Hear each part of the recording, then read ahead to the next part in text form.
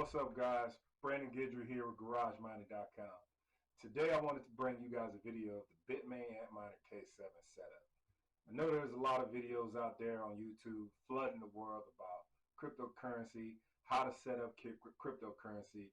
At the end of the day, I wanted to bring you guys my version on how to set it up and also introduce you guys to my store that's dropping March 31st. So obviously there's some things we got to do before we can just go and mine cryptocurrency. Let's go ahead and get this set up so we can get in on that computer, show you guys just how simple it is to set up and mine cryptocurrency. All right, guys, we got that bad boy unboxed. It's pretty heavy, so make sure y'all can be able to carry that much weight around. But we got that bad boy unboxed and put on the shelf up there. It's pretty dang heavy. First things first, you're going to need an Ethernet cable. So we're going to get that all set up. Second, you're going to need two power cables coming from a 220, 240 volt power source. So let's go ahead and get that set up, and then we'll be able to take you guys over to the computer and go ahead and check it out and see how much work and how much coin it's bringing in, baby. Okay, guys, so now that we've got our miner all set on the shelf, power cables plugged in, Ethernet cable plugged in, it's been running for about a good 5 minutes now. It's been synced up and everything. So now we want to be able to find it on a network so we can be able to log in and go ahead and set our URL and the pool that we want to mine from. So you're going to download a piece of software called Advanced IP Scanner. And this is the way I'm doing it. I just want to remind everybody, this is the way I'm doing it. This is the way I've been doing it for a long time now, and there's going to be a lot of people out there that's probably going to say, man, you can download this piece of software and click one button and you'll find the one device, you'll find your one miner. Well, you download Advanced IP Scanner and you're going to hit the scan button. And over here, I do have my MAC addresses hidden over here, just for security purposes. But once you've downloaded it, it's going to ask you to install it and or run it. I just run it so it don't take up any space on my computer, and then I just have it left as an executable so I can just open it and run the software. So now that it's open, you're gonna click the run button, and then it'll list all the devices that's on your network, right? And so I know which one is mine, which miner I'm looking for my K7, and basically it's this one right here. So what we want to do is we're gonna open up a browser. And we're going to type in our IP address of our miner. And it's going to ask us to log in. Now, I've already logged in right before I started this video. But what's going to happen for you guys is it's going to ask you for a login screen and ask you for a login. And at the username is going to be ROOT, and then the password is going to be ROOT. And that's actually just a manufacturer standard. That's just what they use for anyone that don't know. And so once you've logged in, you won't have any of these settings because you won't have set any of the pools up yet. So let's go ahead and go through so I can show you guys how to set the pool up. So you're going to go over here and click settings, and all this is going to be blank, right? And so now we need to figure out what pool we want to mine from. And so that's pretty simple. So first things first, we're going to go to a website called minerstat.com, right? And we're going to click the button that says calculator. You don't have to make an account. I don't have an account with them. But you're going to click calculator. It's going to take you to this screen here. And the first thing you want to do is you can go down to the bottom here. And you're going to set what your kilowatt per hour is. The reason why you set that is because it'll give you a real-time, it'll give you electricity real-time setting. So that way, when you do enter your device, it tells you, hey, this is what you're paying. This is your estimated daily profit, versus your electricity cost. So let's go ahead and do that. So we're going to go in, and then we're going to select Asic. And then we're going to go down and find the Antminer K7. And probably passed it up. There we go. So Antminer K7, right? And then we want to make sure it's the 63.5 terahash at the 3080 watts. And so once we verified that, you can go ahead and hit save changes. Then down here, once you've saved the changes and everything, you'll get a list of pools you can mine from and wallets. So I want to make sure I clarify that.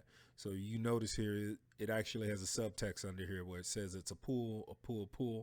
And then CKB, that's the EagleSong algorithm. That's actually the wallet. You can mine directly to the wallet. But for the purposes of this video, I'm actually going to just set it up under pooling, pooling.com. It's just what I'm used to, and just want to be able to show you guys one way to do it. And then, I mean, down the road, once you guys get the hang of it, you can set it up on any of these pools out here. Obviously, you don't want to set it up on NiceHash because you wouldn't make as much versus setting it up on 2miners.com. So we're gonna go over to pooling, and then go ahead and get our URLs from pooling so we can put it into our miner.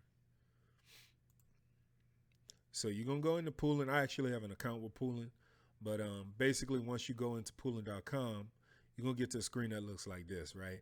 And once you've logged in, what you want to do is you're gonna stay on the home screen. You're gonna scroll all the way down until you find the coin that you mine, right? And so the coin that we're mining is going to be CKB. And so you'll see the URLs pop up in the general location right here. And there's other ways to find it. It's just for, like I said, for the purpose of this video, this is the fastest way to do it. So basically, once I've gotten these URLs, you're going to basically copy all these URLs and put them into your miner. So we go in here and you can see here. And once again, you're not going to enter all these pools. You don't have to. Down the road, there's some people that only enter one. There's some people that only enter two. What happens is in the event that any of these pools ever go down, you'll have one to fall back on. But a lot of people, what they do is with the alerts being set up, they just set it up under one pool.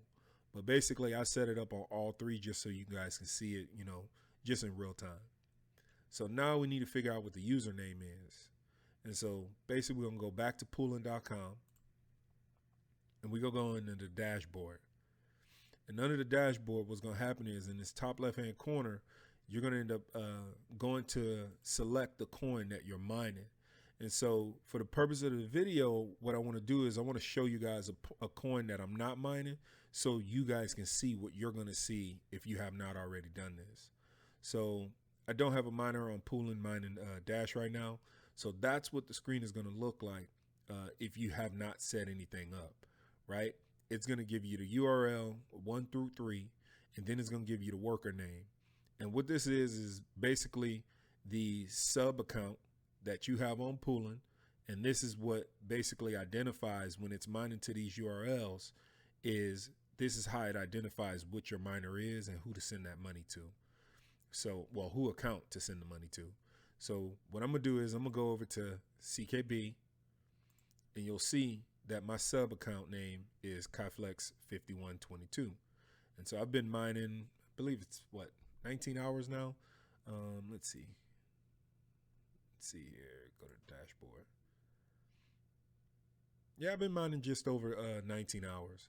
And so going back to it, getting back on track, you go to the miner name. And so, like I said, it's under KaiFlex5122. And then the miner number is going to be 0.001. And the 0.001 in this address actually doesn't matter. I can erase this right now, and it'll still send your coins to the proper wallet address, well, to the proper account on pooling. And if you've set up an external wallet, which I'll show you guys this in a second, what'll happen is pooling will receive the coin, and then your account on pooling will receive the coin. And then if you set that external wallet up properly, it'll actually just send the coin after so much time, after so many coins have been accumulated, and it'll just send it straight to the wallet that you want to send it to. And so now that we've got the username, we're going to go back into the miner. We're going to enter it in all three locations. And then you're going to end up hitting the save button. And if your miner's brand new and you have not ever set it up before, and it's been running for about 4 or 5 minutes, you don't have any errors on it or anything, after you've hit the save button, it might not start mining right away. And that actually happens with a lot of new miners that you'll purchase, where it won't just immediately initiate. And so what you have to do is, all you have to do is go down at the bottom here. And it's pretty cool how they got the software set up so you don't have to go run outside and unplug 2 power cables and wait 4 or 5 minutes to be able to power back up. You're going to click this button down here. And so when you click that restart button, what's going to happen is your miner's going to go back in through its boot up cycle. And if everything's working properly, when it starts to mine, it's actually going to come to the screen here where you'll be able to see, your real-time hash rate, the average hash rate over so much period of time, and then you'll also have your real time hash rate. Um, Sorry about that. Actually, you'll have your fan speed, your network status, everything will be green. So, and then you'll also see your pools here show up as normal. In the event that anything ever goes wrong where you've accidentally added an extra space or a comma into a pool that you're putting into your miner, it'll actually come up as abnormal. And then your miner won't actually ever mine anything. And you'll know that immediately because up at the top here, you'll get red circles up there. But down at the bottom here, I just want to go over it with you guys so you guys can see each one of the control boards that's in the miner. It has 3 control boards. Each one of those boards have 92 chips on them, and then they all 3 mine individually at about 21,600 gigahash, give or take, a percentage. And then you got your inlet temperatures here, your outlet temperatures, and then you have the chip state, which basically tells you, hey, your mining board, your control board is mining properly. So that way you'll be able to see all your chips that's running properly on the device. And then you have your fan speed down at the bottom here. And so going back to it, to be able to show you guys, like if you guys ever wanted to set up an external wallet to the device, to the unit on pooling, basically what you do is you just go into the withdrawal tab, and down here at the bottom is actually going to ask you to enter an address. And then like if you have people that have external wallets on exchanges from like crypto.com or Binance, a lot of people mine directly to a wallet. Some people mine directly from the pool into external wallet. So it all depends on what you're comfortable with. This wallet is actually set up on crypto.com, and I've been using it for a long time now. This is around the CK5 days. And so basically I have it set up for 500 CKB threshold. So every time it reaches over 500 CKB, 500 CKB or more, the payout period, I believe it's like 6 o'clock or something like that. Let's see if I can see here. Let's see. I believe the payout period is about 6 o'clock. I don't want to get too far into it. But basically, every time you have a 500 CKB or more, it'll pay out that payment once per day. And so that's basically the setup, guys. I mean, it's pretty straightforward. It's pretty simple. It's not hard to set these miners up. The confusion that a lot of people get, you think you got to be real tech savvy and everything. That's actually not the case, man. If you just follow a step along, step by step, man, and, pay attention to detail, you're not plugging cables in halfway, and you're not just doing this randomness, man. It's pretty simple to set these miners up. Hopefully y'all like that video and the setup of everything. Hopefully you can come and check out my store, and hopefully you probably possibly buy from me at one point in time. Y'all probably wondering who the hell this guy is, and at the end of the day, where did he come from? Well, I'm going to tell you. Look, I'm 34 years old, born and raised in Louisiana. I had a career in the military, got out of the military after 8 years. At the end of the day, I found a passion in electronics engineering. I did that for about 6 years, and I just found it, man, I wasn't loving it for me, I wasn't liking it. At the end of the day, I found the life of crypto, man, and I just fell in love with it. At some point in time, I got down there, man, and I got down the road, and I realized this is a passion for me. I get to make money while I'm sleeping, right? And I also get to work on circuit boards on a normal basis. I ain't really got to deal with that many people. I ain't have nobody telling me what to do. I can do my thing. Something that I'm very, very passionate about. Circuit boards don't talk. So with that said, hopefully you guys like the content I done created, man, and realize, this is a guy trying to come up, do his own thing, and don't forget to hit that like button and comment down below. I'm not going to ask you guys to subscribe because I felt like I made a good enough impression on you guys to the point to where you're going to want to see what I got to bring to the table next. Thank you, guys.